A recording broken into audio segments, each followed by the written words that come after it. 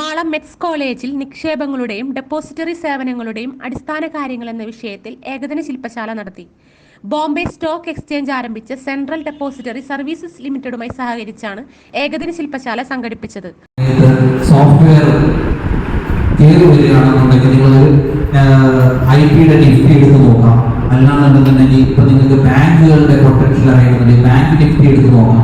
അപ്പൊ ഇതെല്ലാം ഡെയിലി കയറി ഇറങ്ങിക്കൊണ്ടിരിക്കും കേട്ടോ. അതിന് അറിയില്ല എന്നുണ്ടെങ്കിൽ ആ രാജ്യത്തിന്റെ എക്സ്ചേഞ്ച് റേറ്റുകൾ, ആ രാജ്യത്തിന്റെ സ്റ്റോക്ക് എക്സ്ചേഞ്ചിലുള്ള റേറ്റുകൾ നോക്കിക്കഴിഞ്ഞാൽ നമുക്ക് ആ രാജ്യത്തിന്റെ പുരോഗതി അല്ലെങ്കിൽ പുരോഗമനം, ഒരു ഇൻഡസ്ട്രിയുടെ വളർച്ച അത് മനസ്സിലാക്കാൻ.